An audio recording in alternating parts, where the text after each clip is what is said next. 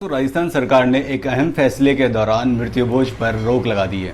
Police department को सख्त आदेश दे दिए हैं कि मृत्यु भोज निवारण कानून 1960 के तहत सख्त कार्रवाई की जाए। इस निर्देश के बाद पुलिस डिपार्टमेंट ने भी निर्देश दिए हैं, अगर कहीं मृत्यु भोज करवाया जाता है तो उस गांव के संबंधित सरपंच और पटवारी के ऊपर कार्रवाई की जाए। हालांकि दोस्तों, मृत्यु भोज निवारण कानून 1960 बहुत पहले से बना हुआ है, लेकिन और इसी के तहत पटवारी और सरपंच को इसकी सरकार को सूचना देना उनका दायित्व है।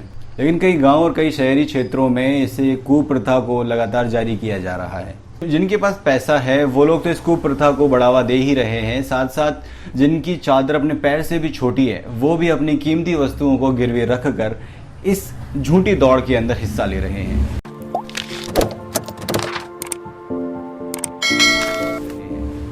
ऐसे बहुत से रिवाज हैं हमारी संस्कृति के अंदर जिनको हम निभा रहे हैं, या फिर ऐसे कहें कि पुराने समय में उनको निभाना कहीं ना कहीं एक मजबूरी थी। लेकिन आज के समय में जहां हम पढ़ लिख कर गए हैं, लेकिन जो पढ़ लिख कर बाहर आ गए हैं वो दुनिया, विदेश या चांद पर जाने की बातें तो करते हैं, लेकिन अपने समाज को वहीं क्रूरतियों के बीच छोड़ाए हैं। वो क्रूरतियाँ जिनका आज होना या ना होना कोई मतलब ही नहीं होता, जैसे मृत्यु भोज। मृत्यु भोज अगर पहले वाले काल की बात करें तो उसके अंदर जो मौतें हुआ करती थी वो किसी बीमारी या किसी महामारी से हुआ करती थी, और इसी इन्फेक्शन के डर से हम 3 दिन तक उसके घर का खाना नहीं खाते थे।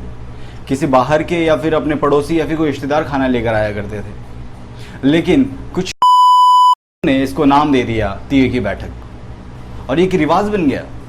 दोस्तों, ज्ञानी लोगों ने हम लोगों को बताया ही नहीं कि उसका असली मकसद क्या होता है, उसे जोड़ दिया तो सिर्फ एक रीति रिवाज परंपराओं के बीच।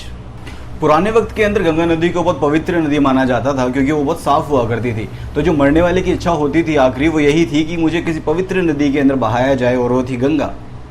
भारत के अंदर एक दिन में लगभग 27,000 मौतें होती हैं, और वही अगर साल भर का कैलकुलेशन करें तो लगभग 98 लाख। इस नदी में तकरीबन हम 2 टन अस्थियां बहा देते हैं हर साल। सॉरी, नदी नहीं, गंगा माता। तो सोचकर देखिए कि आप गंगा माता को कितना गंदा कर रहे हैं, और क्या यही है हमारी पवित्रता जिन्हें पुराणों में पूजा जाता है गंगा माता के नाम से।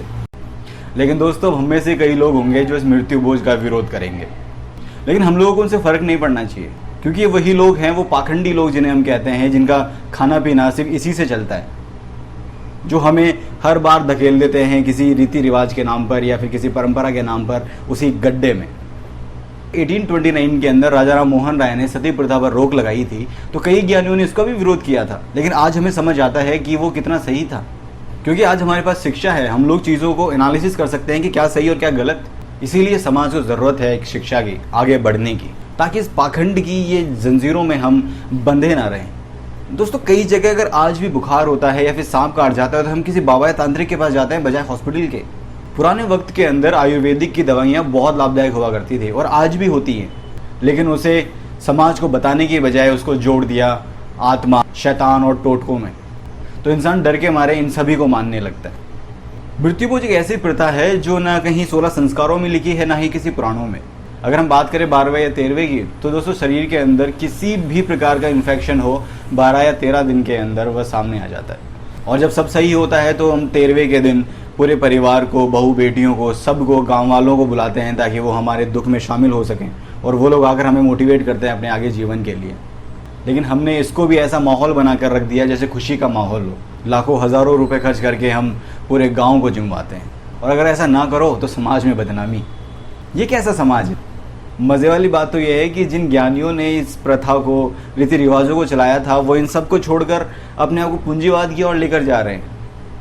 वो खुद अपने बिजनेस चला रहे हैं, इंडस्ट्री चला रहे हैं। लेकिन आज भी कई समाज तो पड़े हैं सिर्फ उसी गड्ढे में। मंदिरों के नाम पे पैसे देने के लिए हमारे पास हज़ारों रुपए होते हैं, लेकिन उस मंदिर के बाहर बैठे गरीब को देने के लिए हमारे पास 5 रुपए तक नहीं होते। क्या किसी इंसान से ज़्यादा पत्थर की मूर्तियाँ हमें प्यारी है? हर गली, हर नुक्कड़ पे आपको कहीं मंदिर मिल जाएगा, उसमें सिर्फ चढ़ावा जाता है, वहाँ से आता कुछ नहीं है। लेकिन रोड के रास्ते बदल दिए जाते हैं, लेकिन मंदिर नहीं हटते। हमें ज़रूरत है इसके ऊपर भी विचार करने की। दोस्तों, इंडियन कल्चर में शादी एक ऐसा पवित्र रिश्ता है जो रस्मों रिवाजों से 2 परिवारों को बांधता है, लेकिन इसको भी हमने खर्चीली प्रथा बना दी।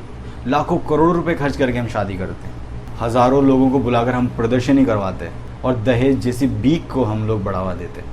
कभी कच्चा दस्तूर, पक्का दस्तूर, सगाई, टीका, लगन, फिर शादी। और इतने रिवाज होने के बाद भी कोई गारंटी नहीं होती कि वो शादी टिकेगी।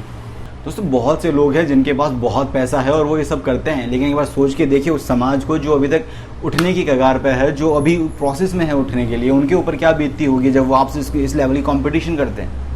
पूरी ज़िंदगी भर की कमाई लगा देता है एक बाप अपनी बेटी की शादी के अंदर, लेकिन फिर भी उसको उधार लेकर अपनी बेटी की शादी करवानी पड़ती है सिर्फ समाज के अंदर एक इज्जत बचाने के लिए। ये कैसा समाज है? इस कोविड-19 के टाइम पे हमने मात्र 100 लोगों में शादी की है, किसी मजबूरी में। लेकिन आप जाकर पूछ कर देखिएगा, लोग उसमें खुश हैं, फालतू खर्चा नहीं है, सिर्फ अपने परिवार और रिश्तेदार हैं। और वो लोग इसमें इतने खुश हैं क्योंकि वो समझते हैं आपकी परिस्थितियों को, आपकी कंडीशंस को।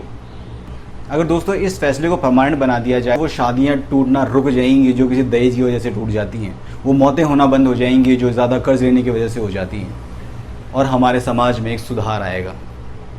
तो दोस्तों मैं वेद अलोरिया आप सभी से हाथ जोड़कर रिक्वेस्ट करता हूँ कि सरकार के द्वारा दिए गए जो आदेश हैं, जो फैसले हैं, कृपया उनका पालन करें और अपने समाज को सही राह पर लेकर जाएं और इन कुरीतियों से ऊपर उठकर सोचें और समाज को शिक्षित बनाएं, क्योंकि वक्त बदल रहा है और हमें ज़रूरत है खुद को बदलने की।